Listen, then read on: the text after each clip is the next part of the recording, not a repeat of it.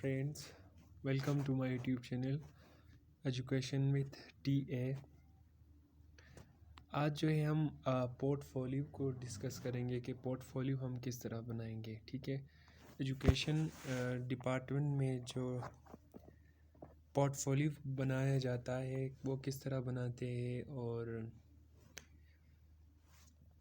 ये बीएड के स्टूडेंट के लिए भी होता है। बीएड के स्टूडेंट भी इसको बनाते हैं, और बीएस एजुकेशन एलिमेंट्री एजुकेशन के जो स्टूडेंट हैं उनको भी पोर्टफोलियो बनाना पड़ता है। तो आइए हम किस तरह बना सकते हैं, ये इजी प्रोसीजर मैं आपको बताऊंगा।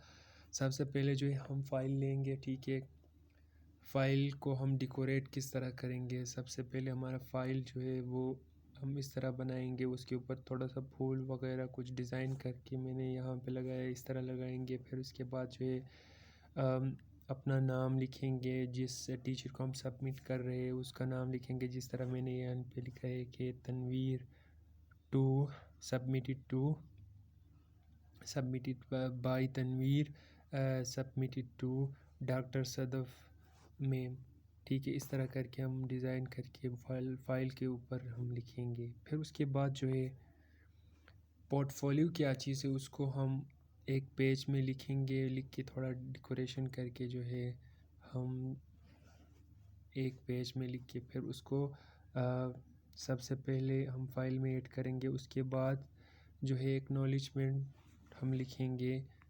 ठीक है, ये इस तरह लिखते हैं जो मैंने यहाँ पे लिखा है। फिर उसके बाद जो है हम थोड़ा पेज लेके उसमें हम ये लिखेंगे कि पोर्टफोलियो इज़ सबमिटेड बाय। आप अपना नाम भी लिख सकते हैं, जो पोर्टफोलियो बना रहा है। यहाँ पे मैंने अपना नाम लिखा है। फिर उसके बाद जो है हम एक फ्रंट पेज ले लेंगे जिसमें जो कॉपी स्टेशनरी में मिलता है, आप इसको ले सकते हैं। और उसमें सबमिटेड टू किसको सबमिट करो, टीचर का नाम आएगा, सबमिटेड बाय अपना नाम लिखोगे, रोल नंबर लिखोगे, टॉपिक लिखोगे, फिर उसके बाद सब्जेक्ट लिखोगे, फिर डेट लिखोगे, फिर डिपार्टमेंट का नाम लिखोगे। उसके बाद टेबल ऑफ कंटेंट में क्या होता है, टेबल ऑफ कंटेंट में आप सबसे पहले सब्जेक्ट को मेंशन करोगे, किस सब्जेक्ट का आप लेसन प्लान बना रहे हो। और फिर उसके बाद टॉपिक मेंशन करोगे, ये किस टॉपिक के ऊपर आपका लेसन प्लान है। फिर उसके बाद टाइम मेंशन करोगे कि एक पीरियड जो है कितने टाइम का होता है वो मेंशन करोगे। फिर उसके बाद क्लास कौन सी क्लास के लिए बना रहे हो, फिर डेट किस दिन आप उसको जो है डिलीवर कर रहे हो अपने लेसन प्लान को। ठीक है, ये आ जाता है आपके पास। और उसके बाद जो है सबसे पहले आप जो है मिसाल के तौर पर आप बायोलॉजी का वो बना रहे हो लेसन प्लान, आप किस तरह बना सकते हो। तो अगर आप बायोलॉजी के 5 या 10 लेसन प्लान बना रहे हो तो फिर आप एक पेज ले लोगे, वहाँ पे बायोलॉजी लिखोगे, फिर उसको डेकोरेट करोगे। फिर उसके बाद जो है आपके पास जो टीचिंग मटेरियल से जिस तरह के बुक हो गया, मार्कर हो गया, ब्लैक बोर्ड हो गया, डास्टर हो गया, आप और भी चीज़ें आप डायग्राम बना के फिर इसमें ऐड कर सकते हो।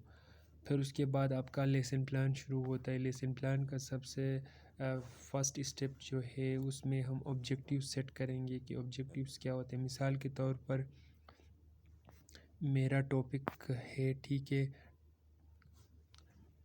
ये आपका पहला लेसन प्लान है। तो फिर आप क्या करोगे, नंबर 1 थोड़ा एक पेज ले लोगे, उसको डेकोरेट करके उसमें नंबर लेसन प्लान 1 लिखोगे। फिर उसके बाद आप छोटा और पेज ले लोगे, उसमें जो है आप इस तरह करोगे कि अपना नाम, सब्जेक्ट, टॉपिक और क्लास, स्कूल, जिस स्कूल में आप टीच कर रहे हो उस स्कूल का नाम लिखोगे। फिर उसके बाद डेट लिखोगे, फिर नंबर ऑफ़ स्टूडेंट कितने हैं उस क्लास के अंदर, टाइम ड्यूरेशन क्या है उसको लिखोगे। फिर उसके बाद आपका जो है मिसाल के तौर पर मेरा टॉपिक ये है, सब्जेक्ट बायोलॉजी के ऊपर है और टॉपिक इंट्रोडक्शन टू बायोलॉजी है, तो फिर मैं इसके लिए किस तरह ऑब्जेक्टिव सेट कर सकता हूँ। तो ये देखिए, student will be able to define biology. Objective ये सेट करेंगे कि बायोलॉजी के बारे में क्या उनकी अंडरस्टैंडिंग हो और बायोलॉजी को डिफ़ाइन कर सके। फिर दूसरा ऑब्जेक्टिव ये होगा कि student will be able to define the branches of biology.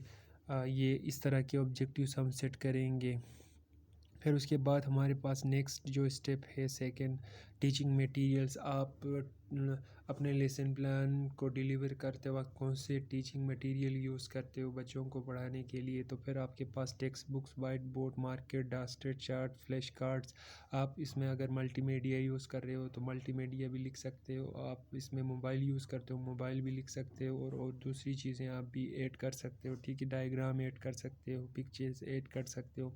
फिर उसके बाद टीचिंग मेथड, आप कौन सी मेथड यूज़ कर रहे हो बच्चों को पढ़ाते वक्त। तो आप इसमें मैंने क्या लिखा है, मैंने लिखा है कि आई opt lecture demonstration method during teaching student.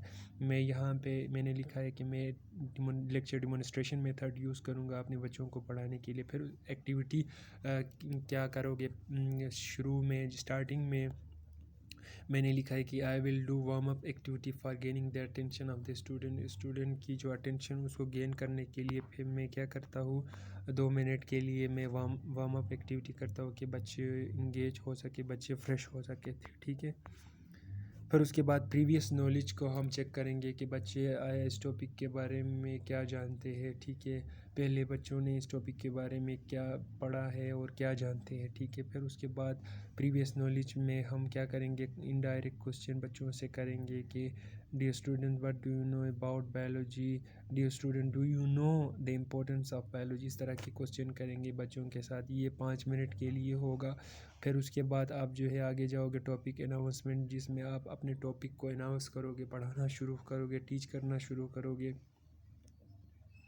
फिर उसके बाद जो है आप टॉपिक को पढ़ाते वक्त सबसे पहले आपको ध्यान रखना चाहिए कि आपने जो टॉपिक आप पढ़ा रहे हो उसको ब्लैक बोर्ड के ऊपर बड़े हेडिंग्स में लिखना ज़रूरी होता है, आप लिखोगे। फिर उसके बाद आप जो है मैंने लिखा है कि I will give many lecture first in this topic and then after I will briefly explain this topic with the help of different teaching aids. फिर मैंने लिखा है कि मैं अपने लेक्चर का आगाज़ जो है करूँगा, मैं थोड़ा समराइज़ करके बच्चों को बताऊंगा कि इस टॉपिक में ये होता है, ये चीज़ें होती है। फिर उसके बाद मैं एक्सप्लेन करूँगा टीचिंग, जो मेरे पास मटेरियल से, पिक्चर से या वो दिखा के फिर मैं अपना टीचिंग क्या करूँगा, शुरू करूँगा।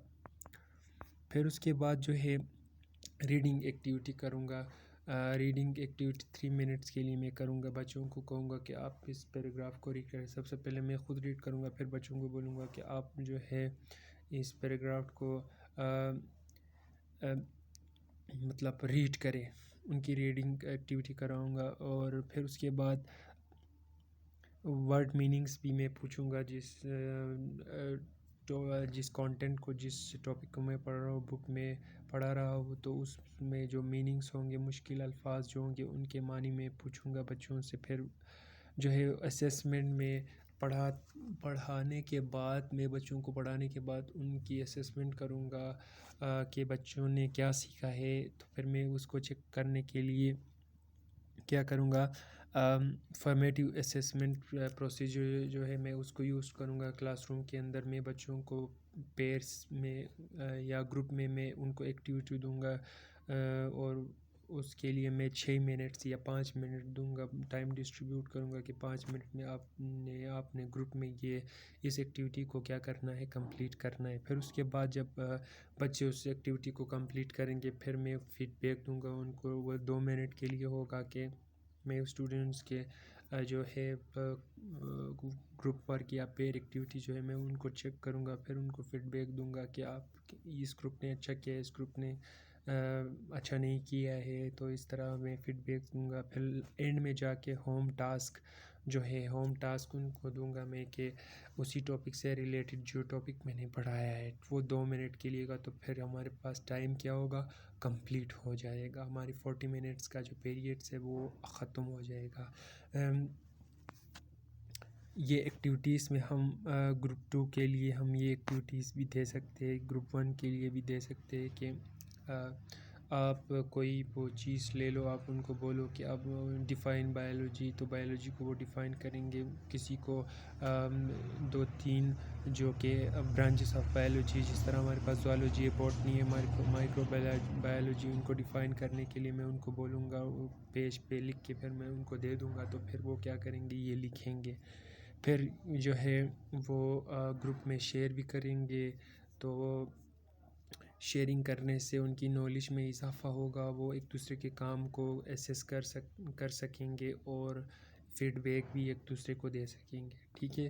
फिर उसके बाद मैं इस तरह का वो बना के ट्री बना के मैं उनको दिखाऊंगा कि इसमें ये होता है ब्रांचेस ऑफ बायोलॉजी ये है कि हमारे पास ज़ूलॉजी है, anatomy, psychology, morphology, biochemistry, cell biology, botany, mycology, genetics, palaeontology, pathology, ये जो हमारे पास ये जितने भी हमारे पास इनकी ब्रांचेस है ये उनके ट्री में बनाऊंगा ताकि बच्चे उनको इस तरह समझ सकें। फिर उसके बाद हमारे पास जो है फ़ीडबैक के लिए, टीचर फ़ीडबैक के लिए मैं एक थोड़ा सा ये इसको हम प्रिंट करेंगे। अगर ये आपको चाहिए होगा तो फिर आप मुझे कमेंट्स पे मुझे बता देंगे, तो फिर मैं ये भी आपको मैं सेंड करूँगा क्योंकि ये मेरे पास पड़ा है, ठीक है। तो फिर ये क्या करना चाहिए, आप जब अपना लेसन प्लान डिलीवर कर रहे हो तो ये कॉपी टीचर को देना चाहिए। टीचर आपके साथ क्लासरूम में बैठा होगा, फिर आपको एसेस करेगा कि आप किस तरह पढ़ा रहे हो, ठीक है। फिर वो अपना साइन भी एंड में जाके करेगा, ये देखिए यहाँ पे। तो फिर ये आपका एक लेसन प्लान कंप्लीट हो जाएगा। फिर ये आप इसको जो है लिख के अपने फ़ाइल में ऐड कर सकते हो। Thank you very much. आप लोगों का बहुत बहुत शुक्रिया जो है। खुदा के लिए इस चैनल को सब्सक्राइब करें। मज़ीद इस तरह के आसान वीडियोस मैं आप लोगों के लिए बनाऊंगा और कोऑपरेट करें काइंडली। आप लोगों का बहुत बहुत शुक्रिया। Thank you. अल्लाह हाफिज़।